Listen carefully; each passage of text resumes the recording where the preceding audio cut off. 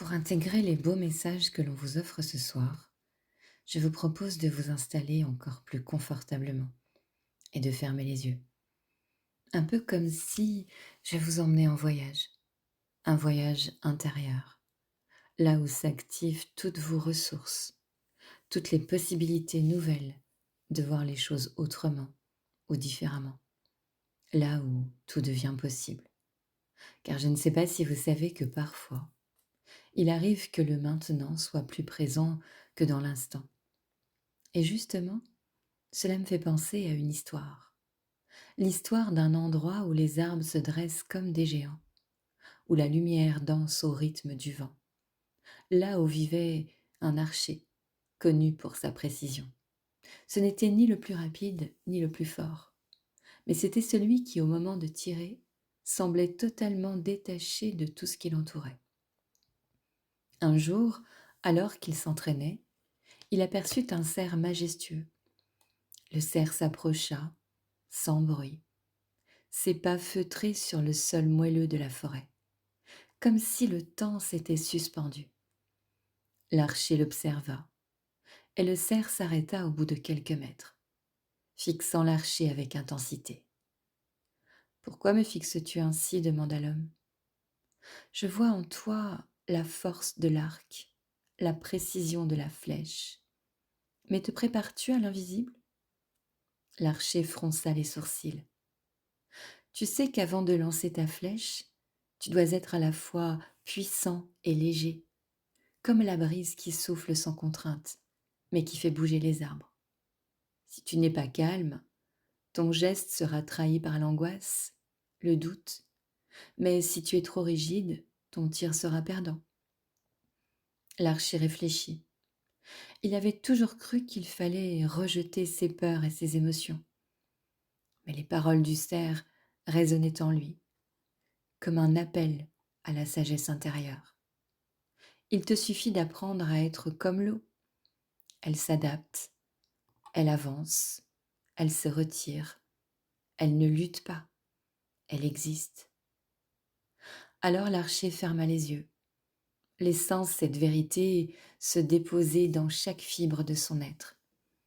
Il s'imagina à l'instant dans une toute autre situation, là où la tension vibrait dans l'air, les regards braqués sur lui. Et il se souvint des paroles du cerf, ni faible, ni fort, juste être soi. Il s'imagina alors dans un état de calme absolu, les pensées claires comme un miroir. À cet instant précis, l'archer comprit que ce n'était pas l'anxiété ou le stress qu'il devait combattre, mais l'invitation à la sérénité, à se laisser aller dans le moment.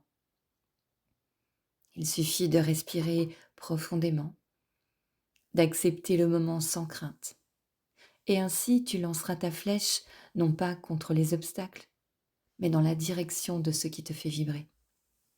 L'archer savait désormais comment affronter l'instant, avec cette calme puissance, cette authenticité tranquille.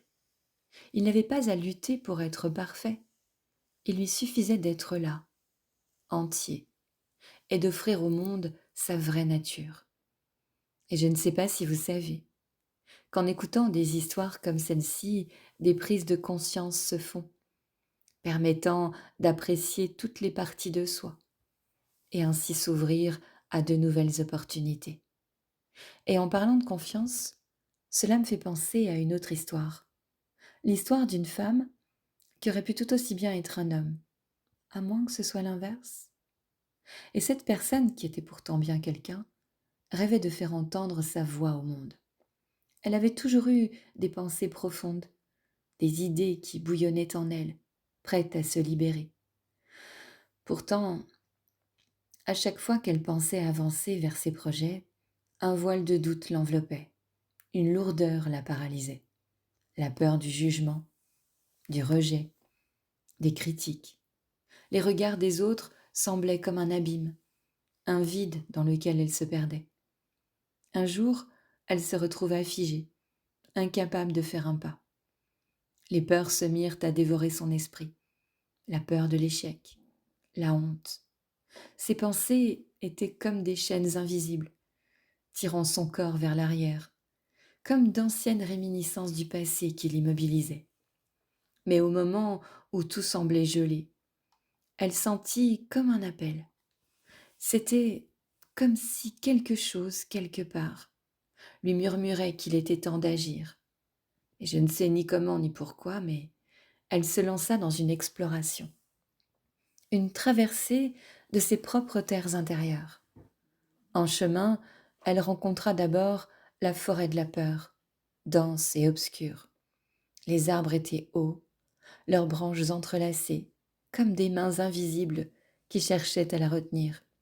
Elle se sentit faible, presque étouffée, mais à chaque pas, elle comprit que la peur n'était qu'une illusion créée par son esprit. Ce n'était pas le monde extérieur qui l'empêchait, mais bien son propre regard sur elle-même. Elle se tint droite, respirant profondément, et chaque souffle fit trembler un peu moins les arbres autour d'elle. Elle aurait pu se laisser submerger par la peur comme par le passé, mais une étincelle de confiance grandissait en elle à chaque pas qu'elle faisait. Elle poursuivit sa route et arriva dans la vallée des doutes. Là, le sol était instable comme une mer agitée. Chaque pensée négative qu'elle avait, chaque inquiétude, faisait l'effet d'une vague qui la secouait. Elle sentit la tentation de retourner, de revenir à la sécurité de ce qu'elle connaissait, là où tout était prévisible. Mais au même moment, une lumière perça les nuages sombres qui couvraient le ciel. C'était un rayon de clarté, un moment de calme où elle prit conscience que le doute n'était qu'une étape, un pont à traverser. Elle cessa d'alimenter des croyances erronées sur ses capacités. Elle continua à marcher sans se hâter, écoutant la mélodie du vent. Elle sentait déjà que quelque chose s'était apaisé en elle. Et au bout de cette vallée, elle arriva devant une montagne imposante. C'était la dernière épreuve, la plus grande. En bas, l'ascension semblait presque impossible, et son instinct de survie lui intima l'ordre de s'arrêter. Le sommet, enveloppé de brume, paraissait hors de portée. Mais au lieu de chercher à éviter l'ascension, elle entreprit chaque étape pas à pas, réconciliant son besoin de sécurité et son besoin d'épanouissement. Peu à peu, chaque prise de conscience, chaque respiration, chaque geste de courage la rapprochait du sommet. La montagne n'était pas une ennemie, elle était le terrain de son propre dépassement. En reprenant le pouvoir sur ses choix, elle reprenait la mesure de sa responsabilité. Elle aurait pu rester enfermée dans les méandres du passé, mais grâce à cette quête initiatique, elle retrouva la puissance de croire en son potentiel et en la vie. Elle venait de créer sa propre route, à travers les peurs et les doutes, en suivant ses rêves et ses envies. Au sommet, elle se trouva face à l'immensité. Le monde s'étendait devant elle. Elle se rendit compte que les obstacles étaient bien moins imposants que ce qu'elle avait imaginé. Elle n'était plus la même personne que celle qui avait pris le départ de ce voyage. Elle était devenue celle qui avait osé affronter ses ombres. Elle est transformée en force. Elle avait appris à voir la peur comme une compagne, le doute comme un guide et l'ascension comme une aventure. Au retour, elle eut l'envie de partager son périple. Et lorsqu'elle se retrouva devant son public, ce n'était pas une scène hostile, mais un terrain d'expression, un espace pour partager sa lumière. Elle avait découvert que le véritable obstacle n'était pas le regard des autres, mais la peur intérieure de ne pas être à la hauteur. En acceptant cette peur, elle laissa sa véritable voix s'élever, claire et forte, comme un torrent qui ne se laisse pas arrêter par les rochers. Et c'est ainsi qu'elle comprit que le plus grand voyage qu'elle avait à entreprendre était celui à l'intérieur d'elle-même, pour trouver la force de se dépasser et de briller, quoi qu'il arrive. La vie n'était plus une succession de montagnes, mais un espace de liberté. Au fil de la vie, chaque défi sur le chemin peut être surmonté, en changeant de regard, en apprenant à se connaître, à accepter ses propres imperfections, sa puissance et sa vulnérabilité. La véritable force ne réside pas dans l'absence de peur, mais dans la capacité à avancer malgré elle. Et je ne sais pas si vous connaissez l'histoire de cette étoile, mais ce que je sais, c'est que votre inconscient a carte blanche pour faire tous les réglages nécessaires à votre mieux-être et vous reprogrammer à davantage de confiance en soi et en la vie. Et pour en revenir à cette étoile, elle était née dans une boîte, fermée par un lourd couvercle. À l'intérieur, elle pouvait briller, mais personne ne la voyait. Les murs de la boîte portaient des mots gravés par d'autres. Trop faible, pas assez intelligente, reste à ta place. Et ces mots s'infiltraient dans la lumière de l'étoile, réduisant son éclat. Et cela n'avait rien à voir avec toutes les histoires qu'on lui avait racontées sur sa lignée, qu'il valait mieux rester caché et ne pas trop se montrer. Et puis un jour, un souffle de vent passa par une petite fissure dans la boîte. Pourquoi restes-tu enfermée ? L'étoile répondit qu'elle n'était pas assez grande ni assez brillante pour illuminer l'extérieur. Mais le vent, insistant, continua à souffler, élargissant peu à peu la fissure. Finalement, le couvercle céda. La lumière de l'étoile s'échappa et commença à rayonner. Elle comprit alors que la boîte n'était qu'une illusion, créée par des mots qui ne lui appartenaient pas. En dehors, elle était libre de briller pleinement, et son éclat inspirait désormais toutes les étoiles qui pensaient encore être enfermées. Je crois que ce jour-là, elle rendit toutes les croyances qui ne lui appartenaient pas à celles et ceux qui lui avaient transmises. D'ailleurs, les croyances ne sont pas des murs indestructibles. Elles peuvent être déconstruites pour révéler la vraie lumière, celle qui est déjà là, à l'intérieur de toi. Nous sommes nombreux à avoir oublié qui nous sommes déjà, à penser que nous ne sommes pas assez pour y arriver. En réalité, il y a là, au cœur de toi, un potentiel illimité, insoupçonné. Et je me disais que si tu es là aujourd'hui à m'écouter, c'est certainement le bon moment pour toi de reconnecter avec tes rêves, tes désirs, tes envies, tes projets. Et je ne sais vraiment pas par quoi tu pourrais commencer, mais ce que je sais, c'est qu'un jour comme ce soir, c'est exactement le bon moment pour reprendre le chemin de ton épanouissement. Alors, imagine que ton inconscient est comme une immense salle des machines. Il y a de nombreux boutons. Certains clignotent, d'autres sont éteints. Une mise à jour est disponible pour améliorer l'ensemble de tes programmes. Tu as juste à cliquer maintenant sur Installer la mise à jour.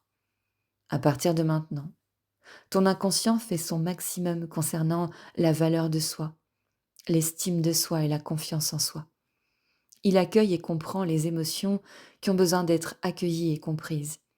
Il installe de nouvelles possibilités et remet au goût du jour les anciennes. Il répare ce qu'il y a à réparer, dont les liens relationnels. Il met de la nuance dans tes croyances. Il comble tes besoins, dont ton besoin de sécurité et d'épanouissement. Il développe ta curiosité, ton esprit flexible, ta capacité d'adaptation.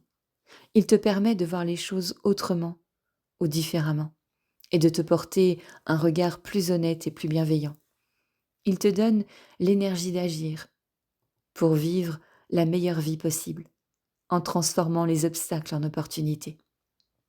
Imagine-toi d'ici quelques jours, ravi de constater que cette séance t'a apporté de nombreux bienfaits dans tous les domaines de ta vie et qu'elle a fait son maximum concernant la valeur que tu t'accordes. Ressens la joie de vivre une vie qui te plaît vraiment. D'ici quelques instants, la séance va se terminer et ton inconscient va continuer à œuvrer dans les heures et dans les nuits d'après.